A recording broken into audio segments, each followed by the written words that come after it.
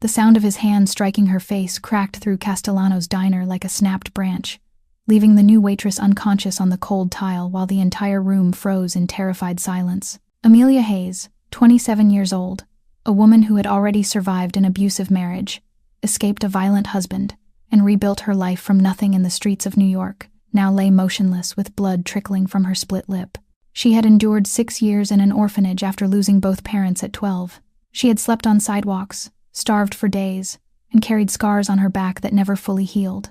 And now, in the one place she thought she could finally disappear and start over, violence had found her again. Derek Lawson stood over her, triumphant and arrogant, his dark shirt blending into the shadows of the booth he had been watching her from all night. He had expected fear. He had expected submission. What he got was indifference, and that was something his ego could not tolerate. Now he looked down at her crumpled body with satisfaction, completely unaware that the front door was opening behind him for the one man in this city who doesn't believe in second chances. Vincent Castellano stepped into his own diner and saw the blood. 36 years old, born into the underworld, raised to rule it, black suit, no tie, shirt open at the collar, tattoos crawling up his neck like quiet warnings etched into skin. His hair was perfectly styled, untouched by the chaos he was walking into. His expression was cold, focused, unreadable. He had done cruel things to protect his empire. He had buried men who crossed him without losing sleep. But Castellano's diner was neutral ground. Violence here was forbidden, and someone had just broken the only rule that mattered. He didn't ask for an explanation. He didn't wait for excuses. He closed the distance in silence, each step deliberate, each breath controlled, until he stood directly behind the man who had dared to spill blood in his sanctuary. The entire diner held its breath. Plates stopped clinking. Conversations died mid-sentence. Even the walls seemed to lean in, waiting for judgment. What happens next will change everything. A waitress who learned that silence was survival will discover that silence can also be a weapon. A mafia boss who built his reputation on fear will reveal that true power lies in restraint. And a diner that has stood for decades as neutral territory will transform into something else entirely. A place where the rules have been rewritten in blood. If this satisfies your interest, click the like button and share with friends who appreciate stories like this. Subscribe and hit the notification bell so you never miss what is coming next. Now, let us get back into the story. A few hours before blood would spill across the cold tiled floor, Castellano's diner looked like every other dusk it had known for the past 60 years. The lights came on slowly, one by one, their pale golden glow spreading over the black and white checkered tiles and the deep red leather booths like a memory rehearsed to perfection. Outside, the streets of Brooklyn roared with traffic and half-finished conversations drifting from passers-by. But inside, time slowed. Plates clinked softly against each other. Coffee was poured with steady, practiced hands. The air carried the scent of grilled onions, aged wood, and something harder to name. Perhaps history, perhaps secrets, perhaps blood long since dried into the cracks between the tiles that no one remembered anymore. This place had watched decades pass without ever changing its face. It had its own rules, though no one ever spoke them aloud. You came in, you ate, you paid, and whatever kind of person you were beyond those doors, you left that behind outside. That unspoken agreement was the reason Castellanos had survived so long. This was neutral ground, where bosses from rival crews could sit a few tables apart without reaching for their guns. This was where negotiations unfolded to the gentle clink of glasses, where blood debts were left on the doorstep, where even the coldest killers bowed their heads to a single law: no violence inside Castellanos. Vincent's grandfather had made that rule 60 years earlier, when he built the diner on the bones of an abandoned warehouse and declared it sacred ground. Vincent's father upheld it with blood and iron for the next 30 years. And now Vincent Castellano, the third generation, the heir to the throne of Brooklyn's underworld, guarded that legacy with a hand heavier than both men before him. The diner's red brick walls had seen everything. They had watched the most powerful men in the city eat apple pie as if they were ordinary fathers. They had heard plots whispered in dark corners and threats swallowed along with black coffee. They had kept silent when sworn enemies shook hands in public and then turned away with knives already waiting in their sleeves. But never, in 60 years, had blood stained these tiles. Never, not until tonight. The servers here knew the rules. They knew not to ask names, not to look too long, not to remember faces. They were paid generously to be blind, deaf, and silent at exactly the right moments. In return, they were protected. No one dared touch a Castellanos employee. because doing so meant touching Vincent himself, and no one was insane enough to do that. At least, that was what everyone believed. That belief was what kept the diner running smoothly, like a perfectly oiled machine. But rules are only strong when someone enforces them, and protection only matters when the one who breaks it still knows fear. Tonight, a man would walk into Castellano's and forget all of that. Tonight, 6 decades of neutrality would shatter with the sharp crack of a slap, like a branch snapping in two. And tonight, Vincent Castellano would remind the entire underworld why no one ever dared to cross his red line. Amelia Hayes knew nothing about those rules when she stepped behind the counter to begin the night shift.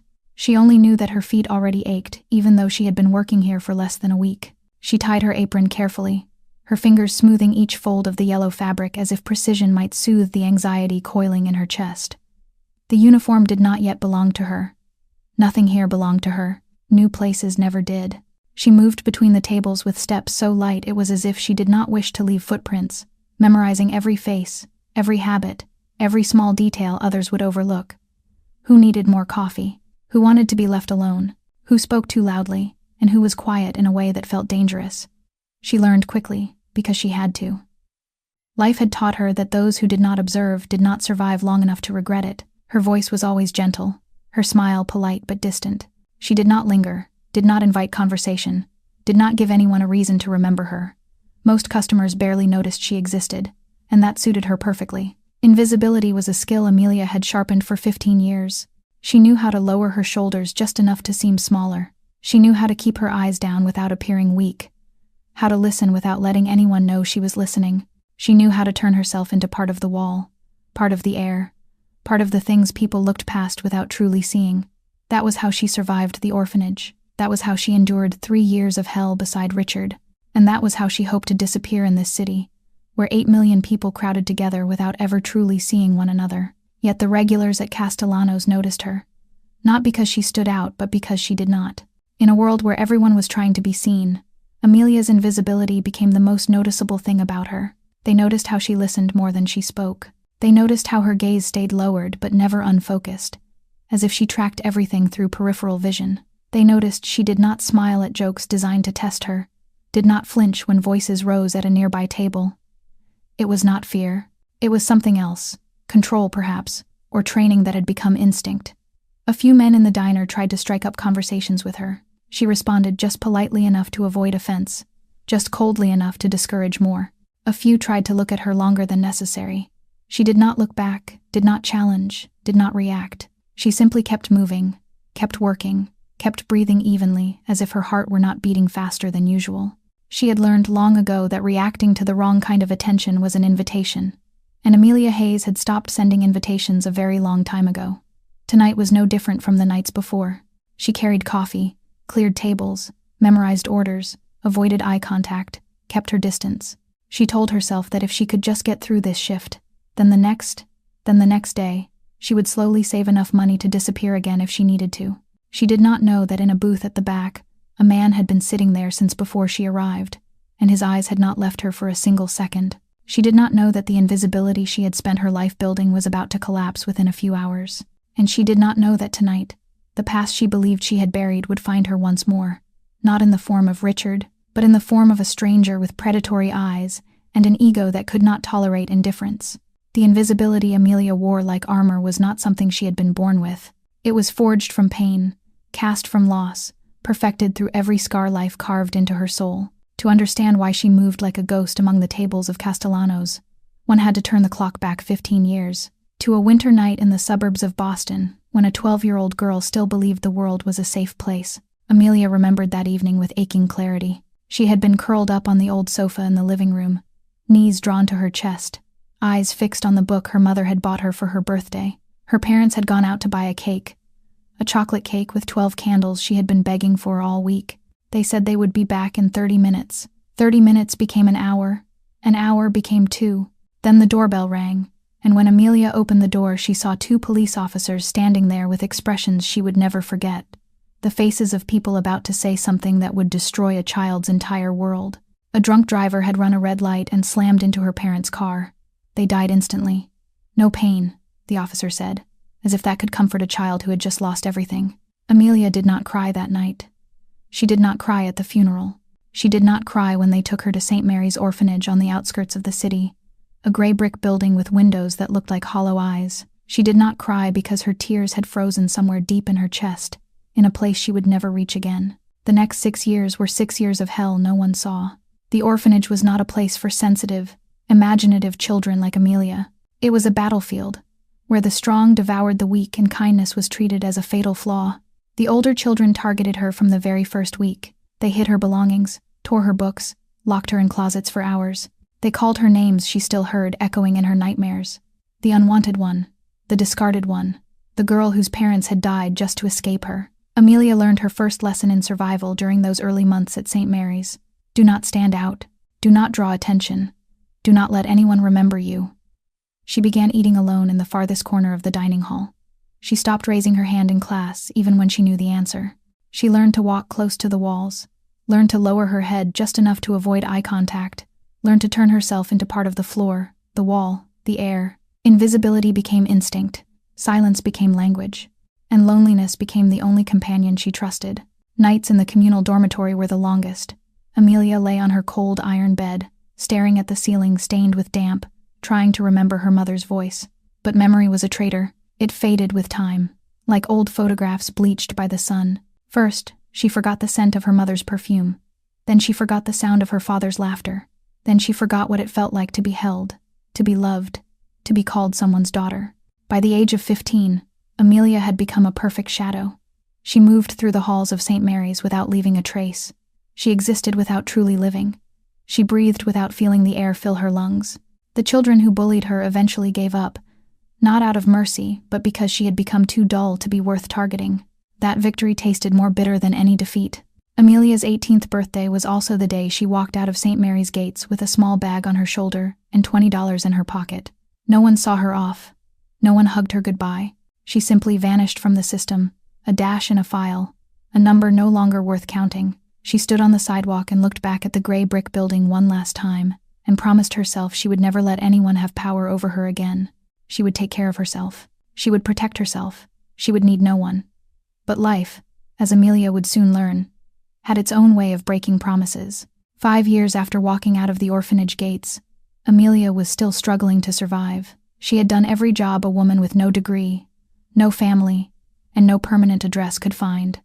Waiting tables, washing dishes, cleaning hotel rooms, working overnight cashier shifts in convenience stores where customers looked through her as if she were made of air. She had slept in an old car bought with a year's worth of savings, gone hungry when rent swallowed her entire monthly pay, learned how to live on less than the bare minimum a human being needed to be considered alive. But she endured. She kept breathing. She kept moving forward even when she did not know what lay ahead.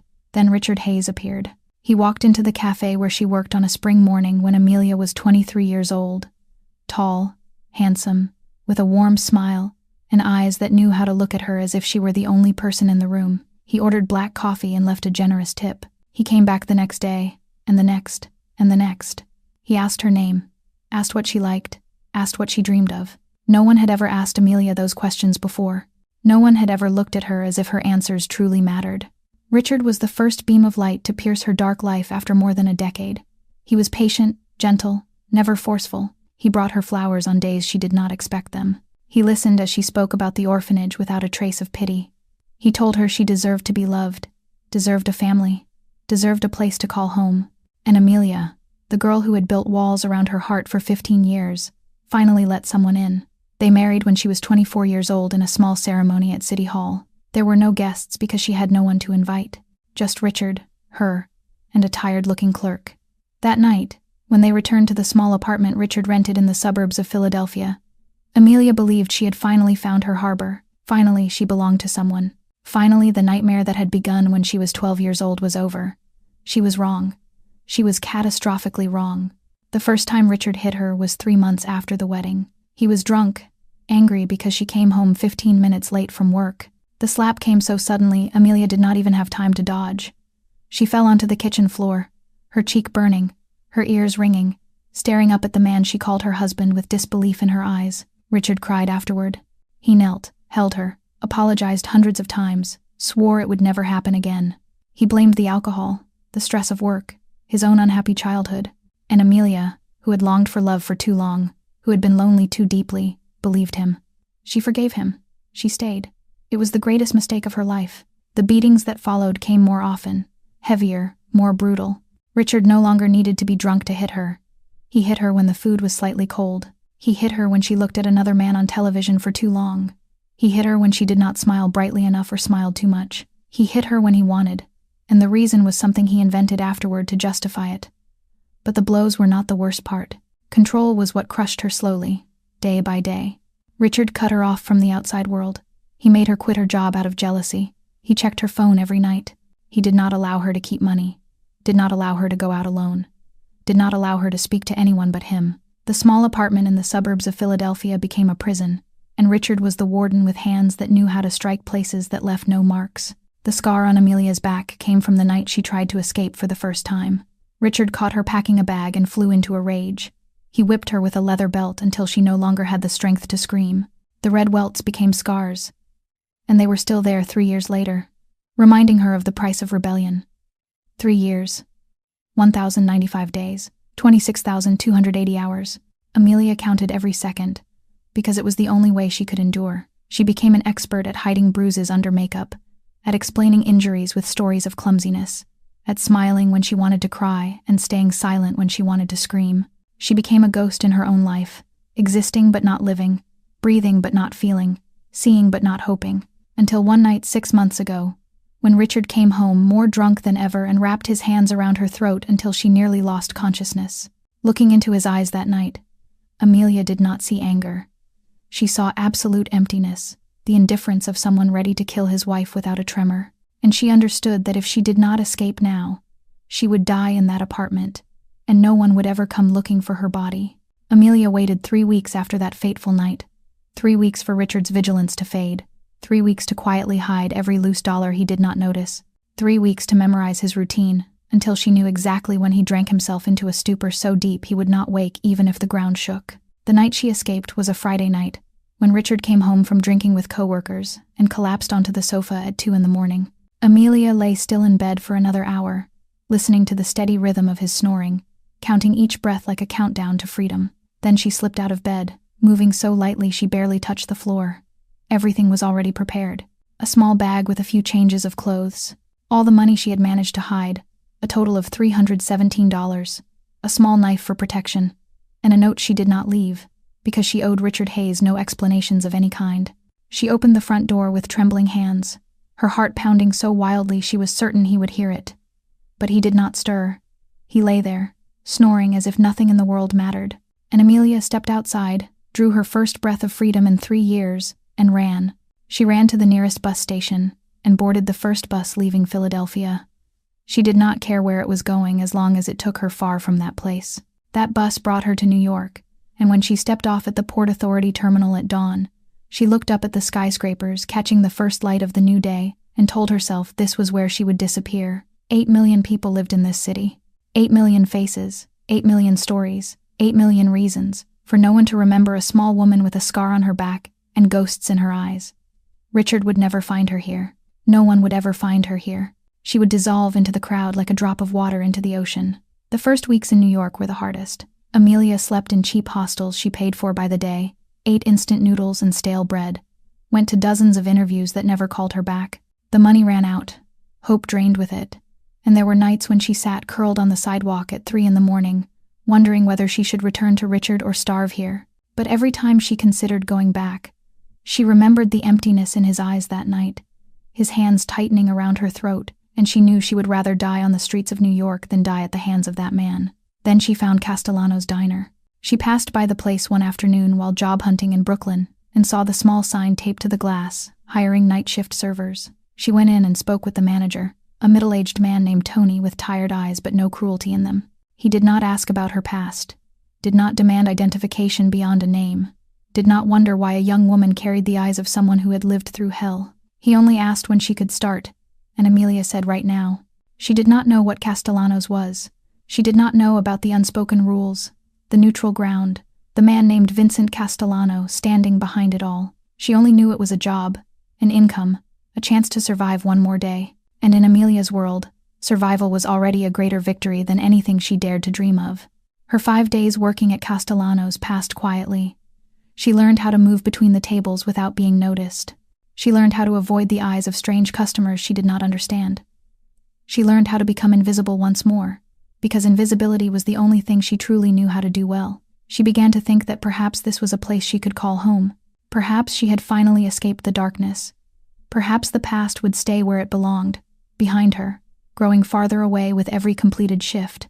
But Amelia was wrong, because at that very moment, in a booth at the back of the diner, a man with predatory eyes was watching her move between the tables, and the darkness she believed she had left behind was preparing to find her again, not in the form of Richard Hayes, but in the form of a stranger named Derek Lawson. Derek Lawson had been sitting in the back corner booth since before Amelia began her shift. He slid into the deep red leather seat at 5 in the afternoon, ordered a cup of black coffee he did not bother to drink, and began to watch. Watching was what he did best, observing, waiting, searching for a weakness in the prey before striking.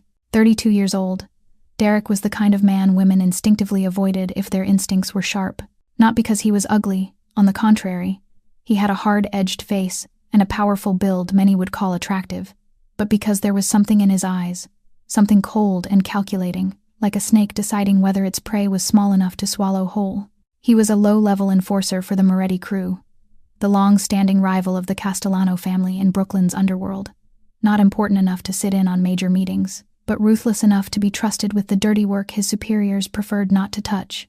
Derek was not a clever man, but he knew how to use his fists, and he knew how to make others afraid, and in his world that had always been enough. He had come to Castellano's diner that night, not for the food or the coffee, but because of the simmering resentment inside him, the irritation of knowing he had to sit on enemy territory and be allowed to do nothing at all. Neutral ground, unspoken rules. Derek hated those things. He hated bowing to anyone, including Vincent Castellano, a man he considered nothing more than a spoiled heir living off an inherited empire. But his boss's orders had been clear. No trouble at Castellano's. No broken rules. No giving the Castellanos an excuse to start a war the Moretti crew was not ready for. Derek had obeyed for 2 years, swallowing his pride and sitting quietly like a well-trained dog in his enemy's diner. But tonight, when he saw Amelia Hayes step out from behind the counter in her yellow apron, eyes lowered, something inside him stirred. She was pretty, he thought. But not the kind of beauty that demanded attention. It was a softer, more fragile kind, like a wildflower growing from a crack in the pavement. And Derek, who had broken many such flowers in his life, recognized at once that this girl was trying to hide. The way she moved was too careful. The way she avoided eye contact was too practiced. The way she made herself smaller, as if she did not want to occupy any space in the room at all. He had seen those signs before, in women already damaged by other men. And instead of pity, he felt interest. Wounded prey was the easiest prey. He stretched his arm along the back of the booth, fingers tapping lazily against the dark red leather, and let his eyes follow Amelia each time she passed. He made no attempt to hide his attention. That was part of the game, letting the prey know it was being hunted, letting fear seep in slowly before the strike. Most women would have trembled under that gaze, would have fidgeted, grown uneasy, tried to move away or seek help, but Amelia did nothing. She continued moving between the tables with steady steps, continued taking orders and pouring coffee as if he did not exist. She did not look at him, did not avoid him, did not react in any way he expected. And that indifference, that complete and absolute indifference, was what began to gnaw at Derek Lawson's ego from the inside. He was not used to being ignored. He was not used to being treated like air. In his world, people either feared him or respected him, or both. There was no third option. There was no option in which he simply was not worth noticing. The smile on Derek's lips thinned as the night wore on, and Amelia continued to pay no attention to his presence. His fingers tapped faster against the booth, his jaw clenched tighter each time she passed without glancing his way. The irritation that had simmered at first now boiled into anger, and Derek Lawson was not a man who knew how to control his anger. He decided that tonight, the unspoken rules of Castellano's would give way to his ego. Tonight, the quiet waitress with her lowered eyes would learn to look at him. The first remark came when Amelia brought coffee to Derek's booth for the second time that night. She set the white ceramic cup down on the tabletop with a practiced motion, her eyes lowered, making no direct contact with the man seated before her. She intended to turn away immediately, just as she did with every other customer. But Derek's voice cut through the air before she could take her first step. "Hey there," he drawled. His tone relaxed, almost friendly if one did not look into his eyes. "You're new, aren't you? I haven't seen you here before." Amelia stopped. She had heard enough voices in her life to know this was not harmless curiosity. This was a probe, the way a predator tested its prey before deciding the next move. She turned back, her face composed in the calm she had trained for years to maintain. "Yes, sir," she replied in a professional voice stripped of emotion. "I started last week. Is there anything else you need?" It was not the answer Derek wanted. He wanted embarrassment, wanted her cheeks to flush, wanted her to smile nervously or look for a way to retreat. Instead, he received polite indifference, the kind reserved for an unremarkable object. The smile on his lips stiffened slightly, but he waved her off. "Nothing yet. You can go." Amelia walked away without looking back. She felt his gaze burning into her spine, but she did not let it alter her stride. She had endured worse looks than that. She had survived things far more frightening than a man with an oversized ego in a crowded diner. 20 minutes later, Derek called her over again. This time his voice was louder, loud enough for a few nearby tables to hear. "Hey, waitress, come here for a second." Amelia was clearing a table in the middle of the room.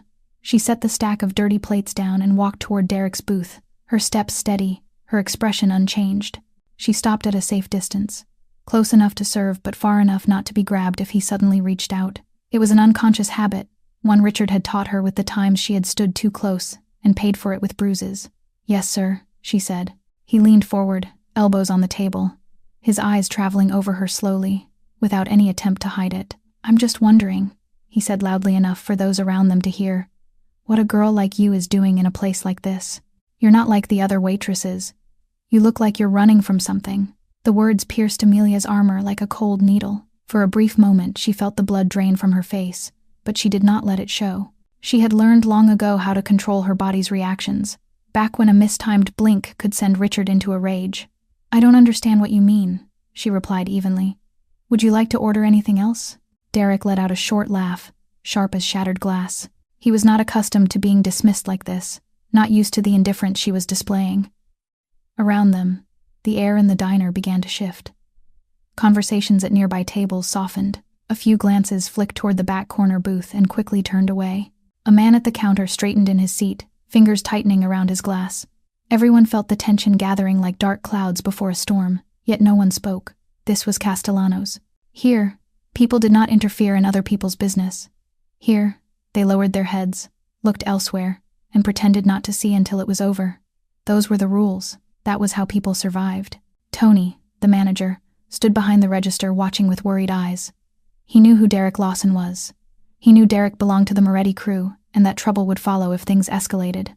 But he also knew he had no authority to intervene, no power to stand up to a man like Derek. All he could do was stand there and hope the storm would pass without leaving damage behind. Amelia stood still, waiting. She did not retreat, did not show fear, but she did not challenge him either. She simply stood there with the calm of someone who had walked through hell and knew this was not yet the worst life could throw at her. Derek stared at her for a few more seconds, then waved her off with contempt. "Go on, but don't go far. I'm not done with you yet." Amelia turned and walked away, her heart beating faster than usual, though her steps remained even. She knew the night was not over. She knew that man would not stop until he got whatever it was he wanted. But she also knew she was no longer the fragile girl she had been 3 years ago. She had survived Richard Hayes. She would survive this man too. 45 minutes passed in the kind of unspoken tension the entire diner felt but no one dared to acknowledge.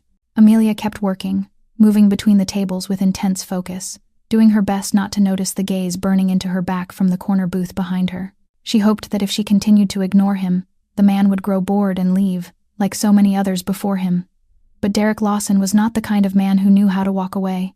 His ego would not allow it. He rose from the booth at 9:15 in the evening, the scrape of his chair against the tiled floor loud enough to make a few people turn their heads before quickly looking away. Derek did not hurry. He adjusted the collar of his black shirt, smoothed a wrinkle that was not there, then began walking toward the counter where Amelia was standing and sorting receipts. Every step he took was deliberate, carrying an unmasked threat. Amelia sensed him approaching before she saw him.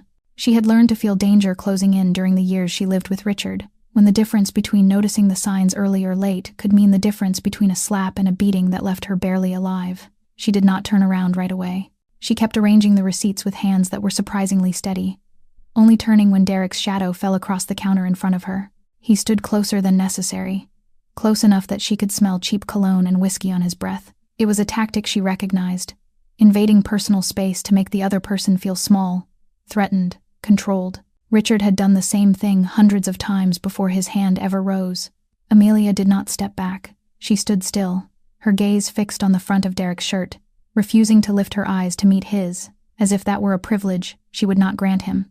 The silence stretched for a few seconds, long enough for Derek to realize she had no intention of speaking first, and that realization only fueled his anger. "Who do you think you are?" Derek said in a low, threatening voice meant only for her. "You think you can ignore me all night without consequences? Do you know who I am?" Amelia drew in a slow breath. She knew the safest answer. She should lower her head, apologize, play the weak girl, and give him a small victory for his wounded ego. That was how she had survived with Richard. That was how she had endured 6 years in the orphanage. But something inside her had shifted the night she fled Philadelphia. She was tired. Tired of bowing her head. Tired of shrinking herself to appease men like Derek Lawson and Richard Hayes. Tired of living like a shadow in her own life. She lifted her head and met Derek's eyes for the first time. There was no fear there, no challenge. Only the absolute calm of someone who had walked through hell and knew nothing this world could offer was worse than what she had already survived. "I hear you," she said evenly, without a tremor, "but I need to get back to work." Derek's face changed. He had expected fear. He had expected tears. He had expected her to beg or at least retreat in visible terror. What he received instead was indifference, pure and flawless indifference, as if he were not worth even a second of her concern. And that was something Derek Lawson's ego could not endure. He had spent his life making others afraid. He had built his reputation on the terror in the eyes of those weaker than him. He needed to be feared the way others needed air. And now a small waitress with sad eyes and a yellow apron was looking at him as if he were nothing more than a cockroach on the floor. Unpleasant but not worth the energy to crush. Derek's jaw clenched so hard the muscles bunched beneath his skin. His eyes darkened, the earlier cold calculation replaced by the raw flame of rage. In that moment, Amelia knew she had gone too far. She had touched something she should not have touched. She had awakened a monster she should have left sleeping. But it was too late to turn back. Too late to lower her head and apologize. A wounded beast always bites back. "You will regret this," Derek hissed through clenched teeth. "I swear you will regret it." And then everything happened too fast. Derek's hand seized Amelia's hair before she could react, his fingers tightening around the brown strands and yanking her head back with brutal force, wrenching her neck into a painful angle as a choked sound tore from her throat, and her hands rose instinctively to pry him off. But Derek was too strong. He was always too strong. They always were. And the entire diner froze in a surreal instant as plates stopped clinking. Cups halted halfway to lips. Conversations died mid-sentence as if someone had pressed pause on a film. Everyone saw what was happening, and what was about to happen, yet no one moved, and no one spoke. Because this was Castellanos, and at Castellanos people did not intervene. They looked away, they pretended not to see. They left the victim to fend for herself, and prayed they would not be next. Tony the manager opened his mouth as if to speak, but no sound came. A woman near the door covered her mouth with trembling fingers. A man at the counter slowly turned his stool away, refusing to be a witness, and their silence rang louder than any scream as Derek hissed in Amelia's face, his breath heavy with alcohol against her cheek, asking if she thought she could disrespect him and who she thought she was to look at him that way, vowing to teach her what respect meant. And Amelia did not beg because she had begged Richard enough to know it never worked. She only looked at Derek with wide eyes, not from fear, but from the aching acceptance of someone long accustomed to violence, knowing this was not the first time a man had grabbed her hair, and likely not the last, wondering if this was her fate to be crushed again and again until nothing remained. Then Derek's other hand rose, and she saw it in slow motion, fingers curling, muscles tensing, the arm swinging forward, and she closed her eyes in the instant before impact, not from fear, but because she did not want to see the triumphant look on his face as he did what he was about to do. The impact exploded like a gunshot, shattering her world in an instant, and tearing through the silence of Castellano's diner, and carving itself into the memory of everyone present that night. As her head snapped to the side, her cheek flared with pain, the world reeled. Derek released her hair with the blow, and she had nothing left to hold on to. She fell onto the cold tiled floor, her head striking the edge of the counter as she went down, and everything began to blur. Blood seeped from her split lip, and dotted the black and white tiles like red petals opening in hell as Amelia lay still, consciousness drifting away like a boat lost in fog, hearing the noise around her as if from another world. Whispers. chairs scraping, someone crying, all distant and unreal, while Derek stood over her, chest heaving with excitement, eyes bright with the sick satisfaction of a man who believed he had reasserted his power, smiling down at her unmoving body, and utterly unaware of the shift in the air behind him, not hearing the bell as the front door opened, not seeing the customers' faces change from fear to pure horror, not sensing the room draw tight as if the walls themselves were recoiling from what was about to come, not knowing that the man who had just crossed the threshold was Vincent Castellano, the owner of this diner, the boss of Brooklyn's underworld, and the one man in this city who did not believe in second chances. Vincent Castellano did not just see the blood. He smelled the violation of his sanctuary the moment he crossed the threshold. Red drops against the black and white tiles.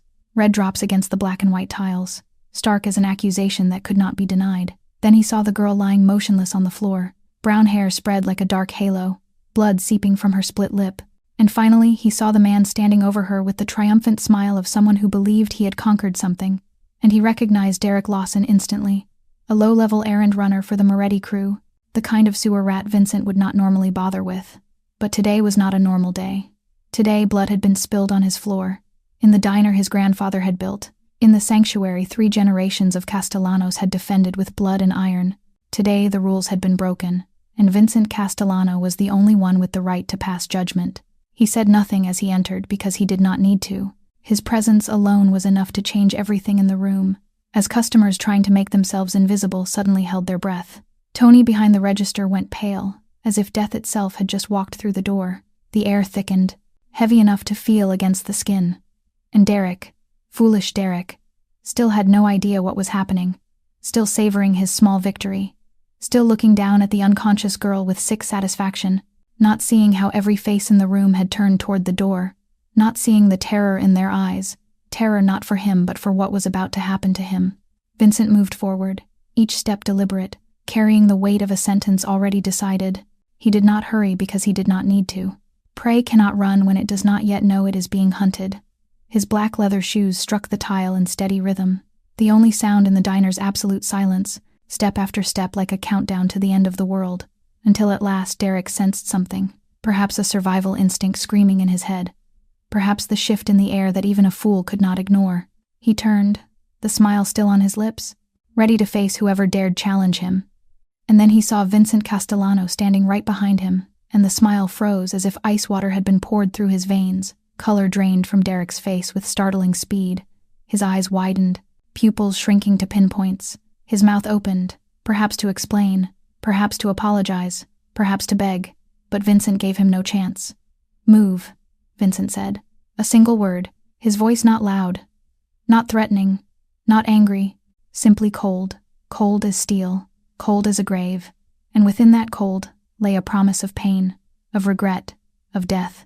Derek did not move, perhaps too terrified to do so, perhaps nailed to the floor by pure horror, perhaps his foolish ego still whispering that he could somehow escape this.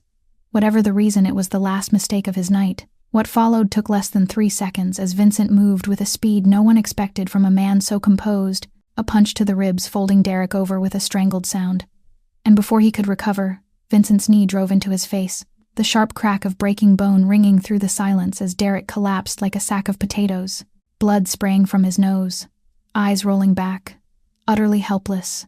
The power he had reveled in moments earlier, stripped away in an instant, as swiftly as he had stripped the dignity from the girl lying unconscious a few steps away.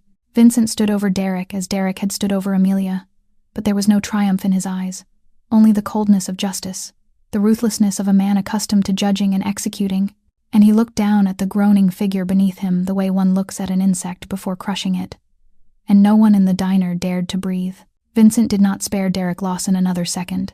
Stepping over the groaning body on the floor, as if it were trash, and dropping to one knee beside Amelia, his eyes that had been ice cold when fixed on his enemy now holding something different as he looked at the unconscious girl. Not tenderness, because Vincent Castellano did not do tenderness, but perhaps concern, a rare and focused attention he seldom granted anyone.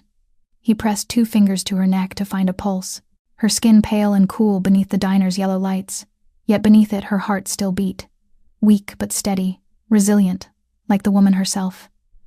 "She is breathing," Vincent said, his voice carrying through the diner, still trapped in silence. "Call an ambulance, now." and his order shattered the frozen moment, holding the room as Tony moved first. Trembling hands, fumbling for his phone and dialing 911. A woman near the door burst into tears, perhaps from relief, perhaps from shame at having done nothing while tragedy unfolded before her eyes. A man pushed back from the counter as if waking from a nightmare, and hurried outside to breathe air no longer thick with violence. Vincent stayed where he was, shrugging out of his black jacket and carefully placing it beneath Amelia's head to keep her from the cold tile. A small, almost insignificant gesture that nonetheless made several people look at him twice because they knew who Vincent Castellano was and what he did to those who crossed him, but they had never seen him show care like this for anyone, least of all a new waitress whose name he did not even know. Derek tried to sit up in the corner, blood still streaming from his broken nose, eyes wild like a trapped animal, his mouth opening perhaps to beg, perhaps to explain, but one look from Vincent silenced him, a look that promised far worse than a broken nose if he spoke again. Two of Vincent's men appeared as if from nowhere. Perhaps they had been there all along, perhaps they had just been summoned, and they hauled Derek to his feet without ceremony, holding him fast with iron arms as he offered no resistance, understanding at last that he had gambled and lost and now had to pay, the only question being how high the price would be. Take him to the basement, Vincent said without turning. I will be down shortly. Derek was dragged away, his weak pleas swallowed by the slam of the back door, and the diner seemed to lose 10 kilograms as he vanished, the air easing slightly, though tension still lingered. Sirens wailed in the distance, drawing closer.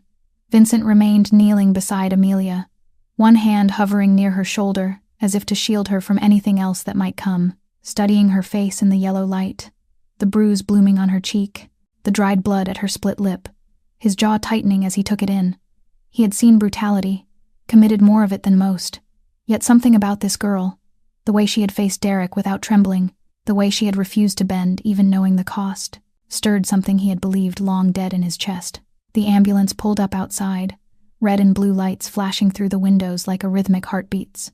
Paramedics rushed in with a stretcher and equipment, and Vincent finally stood back to give them room, watching as they stabilized her neck, lifted her onto the stretcher, checked her pupils and blood pressure, speaking of possible concussion, of the need to get her to a hospital immediately, of how lucky she was to still be breathing. Lucky. Vincent nearly laughed at the word, because looking at her, at the sadness in her eyes and the faint scar near her temple he had just noticed, he had the sense that luck was something she had never known.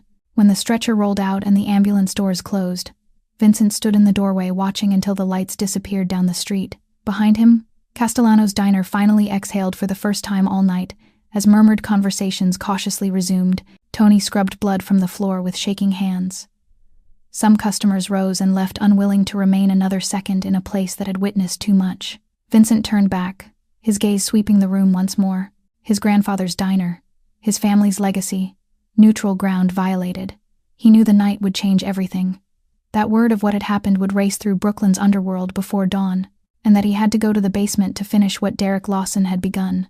But first he needed to know the name of the girl. Amelia drifted in a formless darkness, not knowing where she was, how much time had passed, or whether she was alive or dead, as fragments of memory spun around her like shards of glass in a storm, each reflecting a moment of pain, the slap cracking like a breaking branch, the cold tile against her back, blood in her mouth with the taste of iron and salt, and before that older memories forced their way in uninvited, Richard's hands tightening around her throat in the dark kitchen, the leather belt cutting across her back, the sound of a rib cracking on the night she tried to run for the first time, all of it blending into a nightmare with no beginning and no end, until she heard voices from somewhere far away, overlapping and disjointed, sharp and muffled at once, as if she were listening from beneath the surface of water.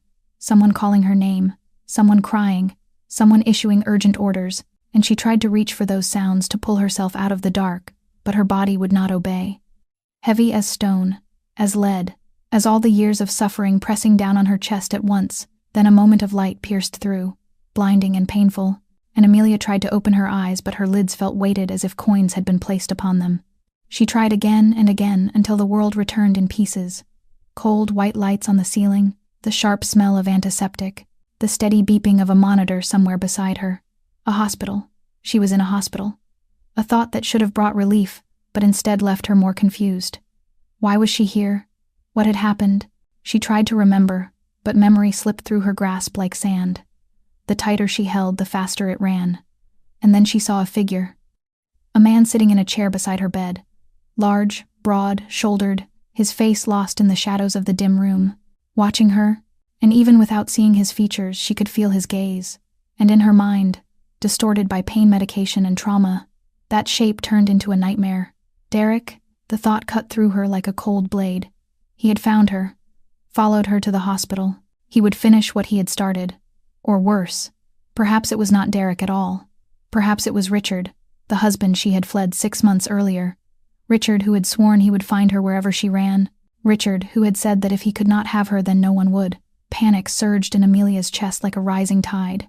Her heart raced, and the monitor began to shriek its alarm.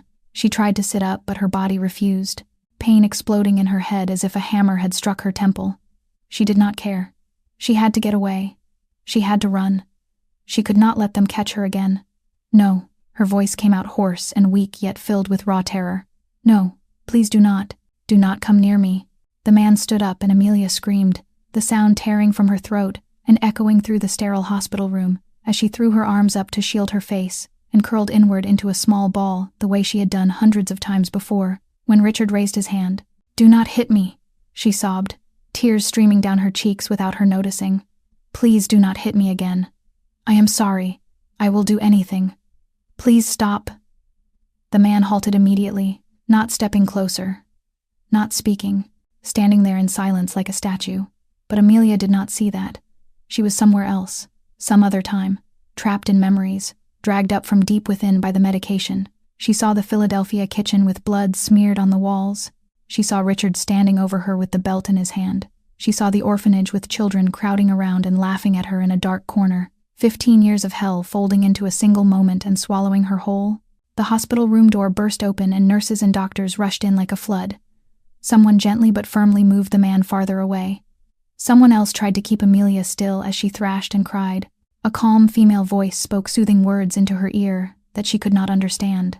Then a cold sensation spread from her arm as a sedative flowed into her vein, and the world began to blur again, and just before the darkness fully claimed her, Amelia heard the strange man's voice speaking to a nurse, low, controlled, carrying something she could not name in her dazed state.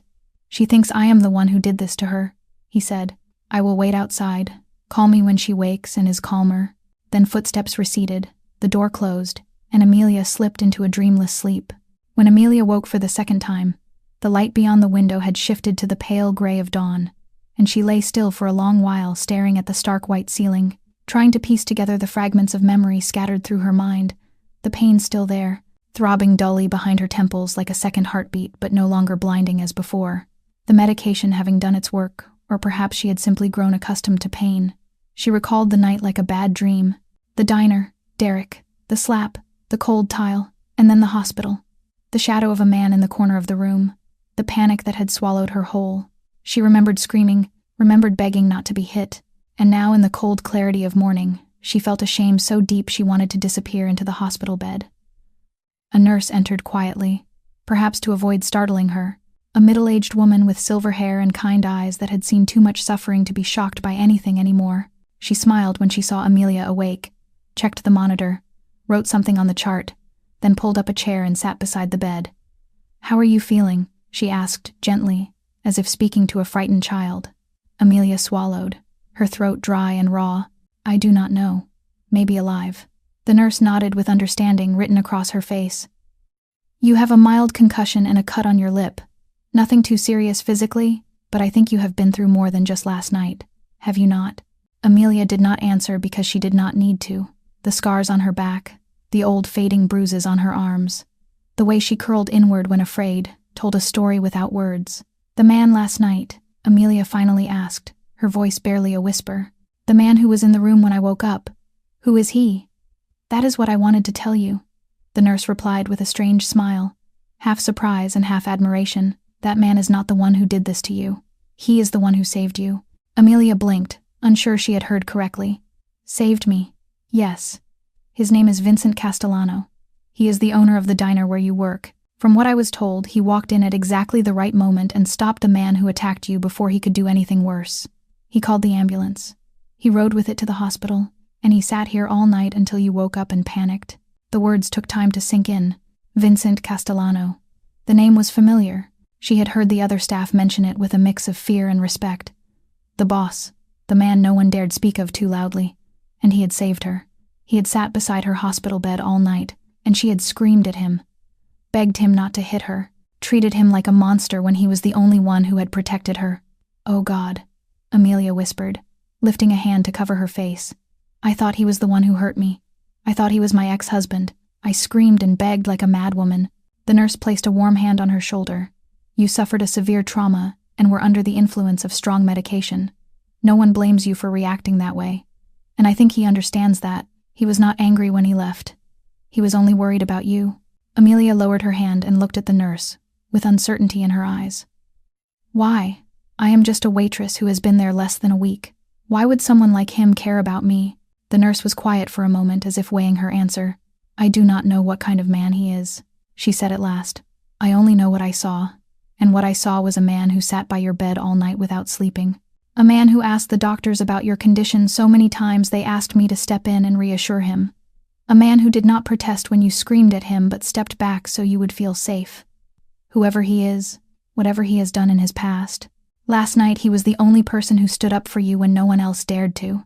Amelia lay still, staring at the ceiling as those words seeped into her. She was used to being betrayed, used to those who promised to protect her becoming the ones who hurt her the most.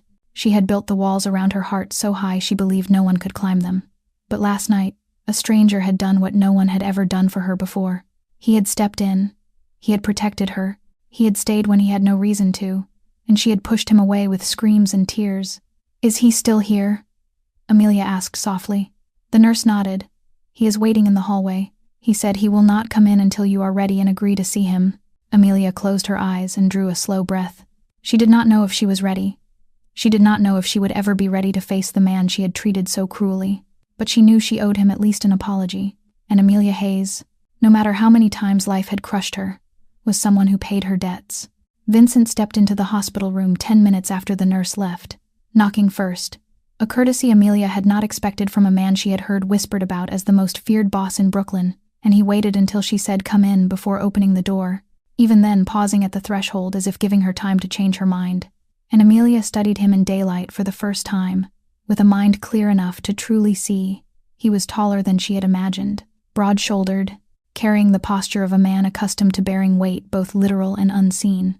The tattoo at his throat rising above the collar of a white shirt he must have changed into sometime during the night, dark lines curling like warnings written in a language she could not read. But what held her attention most were his eyes. Not cold as she had imagined a mafia boss's eyes would be, but tired, cautious, and carrying something she could not quite name, perhaps concern, perhaps curiosity, perhaps both. "May I come in?" Vincent asked, his voice low and restrained, neither threatening nor overly familiar. And Amelia nodded because she did not trust her voice in that moment. Vincent entered but did not take the chair beside her bed as he had the night before. Instead, he stopped at a careful distance, leaning back against the wall with his arms folded, the stance of a man deliberately making himself smaller, less intimidating. And Amelia realized he was doing it for her, giving her space, giving her control. "I am sorry," Amelia said before the silence could stretch any further, her voice hoarse and weak but the words sincere. "About last night, about what I said, I did not know it was you. I thought you were the man who attacked me, or worse." Vincent looked at her for a long moment before answering. "You do not need to apologize," he said. "You were assaulted by one man and woke up to find another man sitting beside your bed in the dark. Your reaction was entirely reasonable, but you are not that man. You saved me. I am the owner of the diner where you work. Protecting my employees is my responsibility. There is nothing to thank me for." Amelia shook her head slightly, the movement sending a sharp reminder of pain through her temple. "No. I have worked enough places to know that most bosses would not have done what you did. Most would have looked away. Most would have said it was not their problem. You did not do that. You walked in and you acted. And that matters to me." Vincent said nothing, but something shifted in his eyes. A fleeting softness he quickly masked. He pushed away from the wall and moved to the chair, sitting this time as if he had decided she was no longer afraid of him, or at least not as afraid as before. "The nurse said you have been through more than just last night," he said, his tone without judgment, simply stating a fact. "You do not have to tell me anything if you do not want to, but if there is someone out there looking for you, I need to know." Amelia looked down at her hands resting on the hospital blanket, thin fingers marked with calluses from years of hard work. She had kept her past secret for 6 months, told no one, trusted no one, allowed no one close enough to know the truth. But this man had saved her, sat by her bed all night, had not been angry when she screamed at him. Perhaps he deserved at least part of the story. "My ex-husband," she began, her voice so quiet it was nearly a whisper. "Richard Hayes. I was married to him for 3 years. He hit me, controlled me, isolated me. 6 months ago he nearly killed me and I ran. I came to New York because I thought I could disappear here. I thought he would never find me." She paused, drawing in a shaky breath. "Last night when I woke up and saw your shadow in the room, I did not think about the man at the diner. I thought about Richard. I thought he had found me. I thought he was going to finish what he started 6 months ago. That is why I reacted the way I did. That is why I screamed." Vincent listened without interrupting, his face carefully neutral though his eyes told another story. When she finished, he was silent for a long moment, as if weighing every word she had spoken. "Does he know where you are?" he asked at last. "Richard, does he know you are in New York?" "I do not think so," Amelia replied. "I have been careful. I changed everything. My name, my phone number, my address. I have not contacted anyone from my old life." Vincent nodded slowly. "Good, keep it that way. And if he appears, if you see him or hear anything about him, I want you to tell me immediately." Amelia looked at him with undisguised surprise. "Why? Why do you care? Why would you want to involve yourself in the mess my life has become?" Vincent met her gaze, and this time he did not hide what was in his eyes. "Because no one deserves to spend their life running," he said, "and because I have the means to make sure you do not have to do that anymore." Amelia did not know how to respond to that offer, because she was used to taking care of herself, used to relying on no one, used to believing that promises from men were nothing more than nooses disguised as kindness. Yet there was something in the way Vincent spoke, in the certainty of his voice that carried no arrogance, that made her want to believe him, and that desire to believe frightened her more than anything else. "Who are you?" she asked, not because she did not know, but because she wanted to hear it from his own mouth. "I have heard the rumors, but rumors are not the truth." Vincent leaned back in his chair, his gaze drifting toward the window, where the sky was shifting from gray to pale blue. He was silent for a long moment, as if deciding how much to reveal and how much to keep buried. Then he began to speak, his voice low and steady, as though he were telling a story about someone else rather than himself. "I am the 3rd generation of the Castellano family. My grandfather immigrated from Sicily to Brooklyn in the year 1965, with nothing but his hands, and a dream. America never truly offered men like him. He built this empire from nothing, with blood, with sweat, with choices. Ordinary people would call crimes. My father inherited it and expanded it, turning a small crew into one of the city's most powerful forces. And I was born into this world. I never had a choice." He looked back at her, his eyes unflinching. "I have done things that would disgust you if you knew them. I have given orders that cost other people their lives. I built my reputation on fear, because in my world fear is the only thing that keeps order.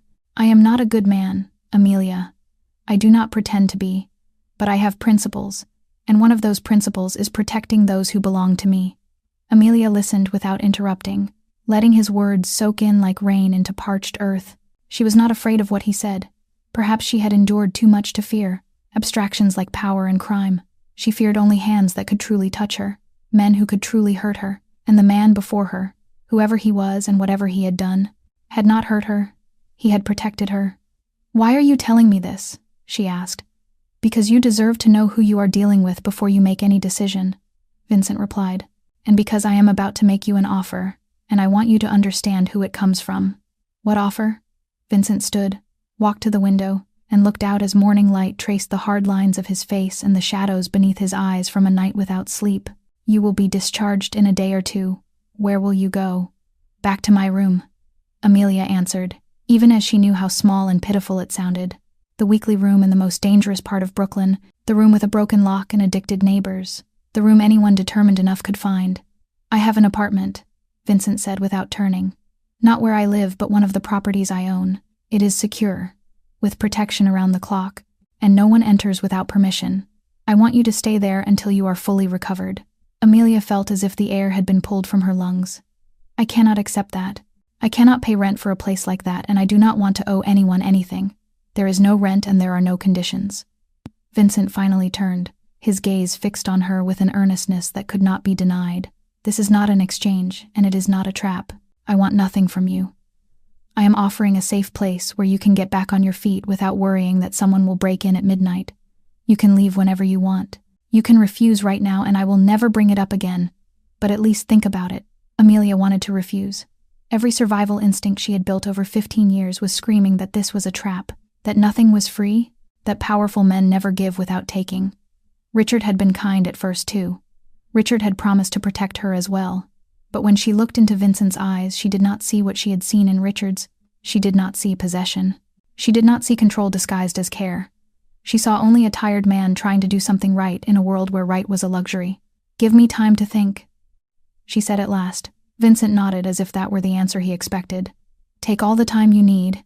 I will come back tomorrow and the day after and the day after that, until you have an answer or until you tell me to leave, whichever comes first." He smiled for the first time since entering the room, a small, weary but genuine smile. Then he left without another word, leaving Amelia alone with her tangled thoughts and a decision she knew would change everything. Amelia accepted Vincent's offer after 3 days of deliberation and moved into the apartment on the 12th floor of a luxury building in Manhattan. A place more beautiful than anywhere she had ever set foot in, with wide windows opening onto the city skyline, polished wooden floors, minimalist yet expensive furnishings, and she felt out of place there, like a stain on pristine white cloth. Yet for the first time in many years she also felt safe, with round-the-clock security in the lobby, cameras at every corner, and a steel door with 3 layers of locks standing between her and the outside world. And she began to think that perhaps, just perhaps, she could stop running. 2 weeks passed in quiet peace. The cut on her lip healed, leaving only a small scar she would carry for life. The bruise on her cheek faded from purple to yellow and then vanished. She slept through the night without waking from nightmares, a miracle she had never believed possible. Vincent visited every day, sometimes only to check whether she needed anything, sometimes staying for hours to talk. And they grew accustomed to each other's presence, something Amelia did not dare to name. Then on the morning of the 15th day, everything collapsed. She was making coffee in the kitchen when her phone vibrated with a message from an unknown number. Only 5 words, yet enough to freeze the blood in her veins. "I have found you." She dropped the coffee mug. It shattered across the wooden floor, hot liquid splashing her legs, though she felt nothing. She stood there staring at the screen as the world dissolved into a familiar nightmare, realizing with a jolt of horror that while she had typed in her new delivery address for the book she ordered yesterday, she had forgotten that the account was still linked to their old shared email. The order confirmation, displaying her exact location, had been sent straight to the inbox. Richard still monitored. The phone vibrated again. "Did you think you could hide from me?" Again. "I am in the lobby." Again. "Come down now, or I will come up." Amelia did not know how she called Vincent. Her fingers moved across the screen with a will of their own, and then his voice came through the line. Low and calm as always. She tried to speak, but only sobs escaped. The sobs of a 12-year-old who had lost her parents, of an 18-year-old stepping out of an orphanage with $20, of a 27-year-old woman who had believed she had escaped. "He is here," she whispered. "Richard. He found me. He is in the lobby." "Stay where you are," Vincent said, his tone unchanged, yet something harder beneath the surface. "Lock the door. Do not open it for anyone. I will be there in 10 minutes. Vincent arrived in 7. Amelia knew because she counted every second. Curled in the corner of the living room with the small knife she had carried from Philadelphia. The only pitiful weapon between her and the nightmare waiting outside the door. She heard the elevator stop, footsteps in the hallway, then a knock. "Amelia," Vincent's voice. She was unlocking the door when she heard another voice farther down the corridor, a voice she would recognize even after 100 years. "So this is the bastard you are sleeping with." Richard Hayes stood at the end of the hallway, tall and handsome as she remembered, with the charming smile she had once loved and the cold eyes she had learned to fear. He had shadowed a furniture delivery crew through the busy service entrance, slipping into the open freight elevator behind them and waiting in the corner while they used their access card to secure the 12th floor. He stepped out when they did, unnoticed in the chaos of moving boxes. He walked forward with the confidence of a man who believed he owned the place, who believed he owned her. "You thought you could leave me, Amelia. You thought you could run to New York and play whore with a gangster and I would forget you." Vincent stepped between Richard and the apartment door, blocking Richard's view of Amelia entirely. He said nothing, simply stood there with the terrifying calm of a man who had seen and done things Richard Hayes could not imagine in his worst nightmares. "Who the hell are you?" Richard snarled. "Move aside. She is my wife." Vincent still did not speak. He only looked at Richard, and something in that gaze made Richard stop. It was not the loud threat Richard was used to. It was the silence of a predator deciding whether the prey before it was worth killing. "I will say this once," Vincent finally said, his voice deep as distant thunder. "She is not your wife anymore. She is nothing of yours anymore. You will leave this building right now. You will leave this city before midnight, and you will never try to contact her again." Richard laughed, but the sound was strained. "Who do you think you are to give me orders?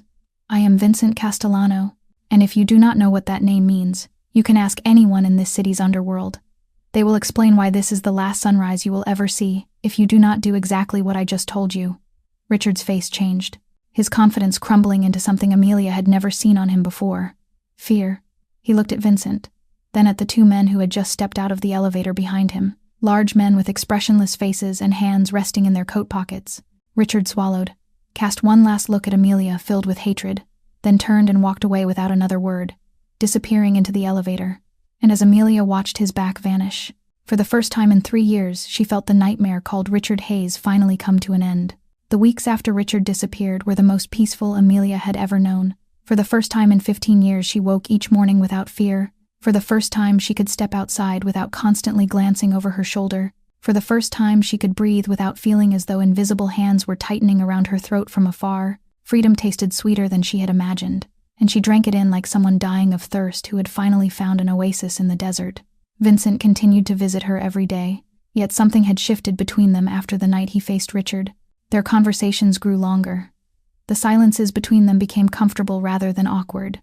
No longer gaps that needed filling, but a shared space where both felt safe. Amelia began to see pieces of Vincent he kept hidden from the world. He brought her books, classic novels he said he had read dozens of times. He told her about his grandmother, the Sicilian woman who taught him how to cook when he was a boy, and the only person who ever scolded him even after he became a boss. He confessed that he loved jazz, that he owned a vinyl collection he told no one about, that on nights when he could not sleep he sometimes sat alone listening to Chet Baker sing about broken hearts. This was not the image of a mafia boss Amelia had imagined. This was a man, complex and full of contradictions, lonely in a way only those who carried too much weight could understand, and she realized she wanted to know more about him, wanted to see the corners he never showed anyone, wanted to be the person before whom he could set down his armor and simply be Vincent. One evening he arrived with a bottle of red wine and ingredients to make pasta using his grandmother's recipe. They stood side by side in the small kitchen, shoulders brushing as he showed her how to prepare tomato sauce the traditional Sicilian way. Amelia laughed for the first time in months. A real unforced laugh, when she spilled flour all over the counter. Vincent looked at her with an expression she did not dare interpret, then reached out and gently brushed a streak of white flour from her cheek. His fingers were warm and rough against her skin, and Amelia stopped breathing. They stood there so close she could hear his heartbeat. So close, his breath brushed lightly against her forehead. Time seemed to pause. The kitchen fell away. The world shrank to just the two of them, and the fragile space between their lips. Amelia knew she should step back, knew she should say something to break the moment before it became something she could not control. She had sworn to herself she would never let a man come this close again, had built the walls around her heart so high she believed no one could climb them. But Vincent did not try to climb her walls. He simply stood there, patient, waiting for her to open the gate herself. And tonight, in a kitchen filled with the scent of garlic and basil, with flour on her cheek and wine warming her blood, Amelia decided that perhaps it was time to stop being afraid.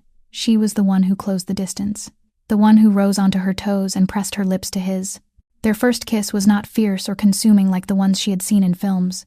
It was gentle and tentative, like a question whispered between two souls long accustomed to pain. Vincent did not push her away, and he did not pull her closer. He simply stood there, letting her lead, letting her decide how far she wanted to go. And that respect, that patience, was what finally shattered the last remaining fragments of the wall Amelia had built over 15 years. When they parted, she looked into his eyes and saw something she had thought she had forgotten how to recognize: tenderness, care, and something deeper and more frightening that neither of them was ready to name. "I do not know what I am doing," Amelia whispered. "Neither do I," Vincent replied. "But I want to find out with you." That night they ate cold pasta and finished the bottle of wine. sitting side by side on the sofa, with shoulders touching and fingers intertwined. They did not speak of the future. They made no promises. They simply stayed there together. Two broken souls learning how to heal in each other's presence. 1 month after their first kiss, Amelia told Vincent that she wanted to return to Castellano's diner. He was sitting across from her in the apartment with a cup of coffee gone cold in his hand, and she caught the brief flicker of surprise in his eyes before he concealed it. He did not ask why. He did not try to persuade her to change her mind. He simply studied her for a long moment, and then nodded, as though he understood something she did not need to put into words. But Amelia explained anyway because she needed to hear herself say the reasons out loud in order to believe they were real. "I do not want that place to be where I was finally defeated," she said. "I do not want my last memory of Castellanos to be lying on the tiled floor with blood in my mouth. I want to go back and rewrite that story. I want to prove to myself that I am stronger than what was done to me." Vincent set the cup down and reached across the table to take her hand. "Are you sure? No one would think less of you if you never set foot in that place again." Amelia smiled, the first smile in many years that felt wholly her own. "I know, but I would think less of myself." She returned to Castellanos on a Tuesday evening, almost 2 months after that fateful night. When she pushed open the glass door and stepped inside, the entire diner seemed to freeze for a heartbeat. Familiar faces turned toward her, their expressions layered with emotions she could not fully read. Surprise, curiosity, guilt, shame. She knew exactly what they were thinking. They remembered that night. They remembered sitting still while Derek pulled her hair. They remembered looking away when the slap cracked like a breaking branch. They wondered whether she had come back to judge them. But Amelia was not there to judge. She was there to heal, both herself and this place. She tied on the familiar yellow apron, smoothing each fold the way she had on her first night, and began to work. She moved between tables with steady steps, took orders, poured coffee, cleared plates. Yet something in the way she carried herself was different. She no longer lowered her head. She no longer avoided eye contact. She no longer tried to make herself invisible. The scar near her temple had faded from pink to silver, and she did not hide it. She let it remain visible as a reminder of what she had survived. In the weeks that followed, Amelia began to change Castellanos in ways no one expected, not through declarations or speeches, but through small, resolute actions that could not be ignored. When a drunk man began harassing a new waitress, Amelia stepped forward and placed herself between them. She met his gaze with a calm she had paid for with 15 years of suffering. "You need to stop," she said, her voice not loud but firm as steel. "Right now." The man looked at her, then at the scar on her temple, then around the room as though searching for support. But this time no one looked away. This time everyone was looking directly at him, and in their eyes was something that had not been there before. Judgment, warning, readiness to act if necessary. The man muttered something and left, and Castellanos exhaled once more. But this time, it was not the breath of relief that comes from avoiding trouble. It was the breath of change. Slowly the culture of the diner began to shift. Men who once spoke too loudly learned to lower their voices. Crude remarks that had once been ignored were now met with cold stares from other patrons. The silence that had once shielded cruelty became a weapon against it. Amelia did not do this alone. She saw other staff members begin to stand straighter, speak more clearly, refuse to accept mistreatment as normal. She saw regular customers start to speak up when something felt wrong instead of staring down at their plates. She saw Tony, the manager, finally ask a customer to leave for inappropriate behavior, something he had never done in 20 years of working there. One night after closing, Vincent sat at the counter watching Amelia wipe down tables. "You changed this place," he said. "You did too," she replied. He shook his head slightly. "I only enforced something. You embodied it." Amelia stopped and looked at him with eyes that now knew how to meet another's without fear. "People think strength looks like domination," she said. "They think it is loud and violent. But real strength looks like restraint, like knowing when to step in and when to stand firm, like refusing to let fear define you." Vincent held her gaze, and in his eyes was something she was beginning to learn how to name. Love, not the blazing, consuming kind she had once known with Richard, but a steady, enduring love built on respect and understanding, on long conversations and shared silences. A love that did not demand her disappearance but welcomed her fully into the light. Castellano's diner looked like any other ordinary night as Amelia stepped onto the sidewalk after closing. The lights were off, the chairs stacked on tables, the black and white tiled floor scrubbed clean of every trace of a long day. From the outside, no one could guess what had happened within these walls. No one could know that this place had once witnessed spilled blood and cowardly silence, And then, later, rebirth and courage. But those who had been there knew, and they would never forget. Vincent was waiting for her on the corner as he did every night, hands tucked into his coat pockets, his figure blending into the shadows of the city yet standing out in the quiet way of men born to be noticed. He smiled when he saw her approach. A small, private smile meant only for her, and Amelia felt her heart warm, as it always did at the sight of it. They walked side by side, in comfortable silence, shoulders brushing, steps in rhythm. The city moved around them, indifferent yet alive, millions of stories unfolding at once, in millions of rooms they would never know. But their story, the one that began with a slap that cracked like a breaking branch and ended with shared footsteps on a nighttime sidewalk, belonged only to them. What happens next? Amelia asked as they stopped at an intersection waiting for the light to change. She was not asking about tonight or tomorrow, but about the future, about the long years ahead that for the first time in her life she dared to imagine. Vincent turned to her, his eyes deep beneath the streetlights. "That depends on what you want," he said. "You have seen my world. You have felt its weight. If you choose to walk away, I will understand. But if you choose to stay, I will spend the rest of my life making sure you never regret that decision." Amelia thought of the past 15 years. She thought of the 12-year-old girl standing at the door of her home, being told her parents were dead. She thought of the 18-year-old girl walking out of an orphanage with $20, and no one in the world. She thought of the 24-year-old woman who believed a man's promises and paid for them with 3 years of hell. And she thought of the woman she was now, standing on a New York sidewalk with a scar at her temple and love in her heart, a woman who had learned that strength was not never falling down but always getting back up. "I want Castellanos to stay open," she said. "I want it to be safe, and I want people to know that silence is no longer protection. It does not protect the victim. It only protects the abuser." Vincent nodded slowly. "Then you will have to keep showing up." "I can do that," she replied, "and I can do it beside you." They parted at the corner as they did every night. But tonight something was different.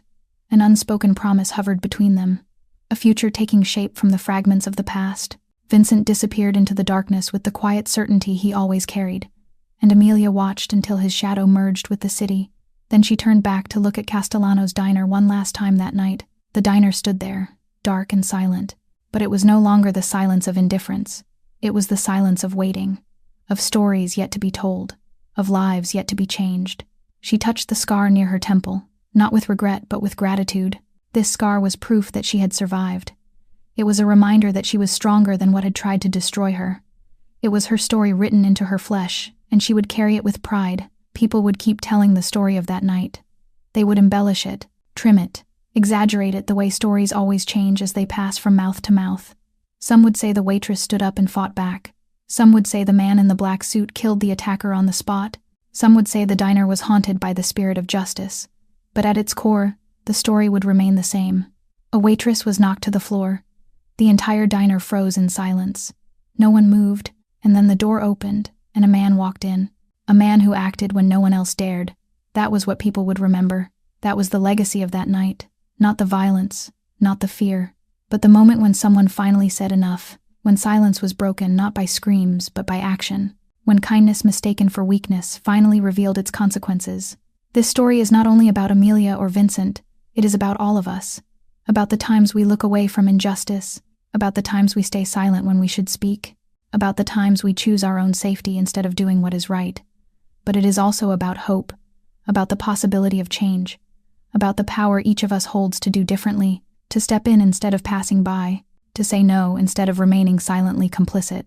If this story touched your heart in any way, please subscribe to our channel and turn on notifications so you do not miss future videos. Please like and share this video with the people you care about, so we can spread meaningful stories together. We want to hear from you. How did this story make you feel? Have you ever witnessed someone being treated unfairly and not known what to do? Have you ever been the one who stood up, or have you been the one who stayed silent? Share your thoughts in the comments below. We read every comment and value every story you share from the depths of your heart. Thank you for staying with us until the final moments of this video. We wish all of you watching good health, a joyful and peaceful life each day. Remember that you are stronger than you think, and it is never too late to rewrite your own story. Goodbye and see you again in the next video.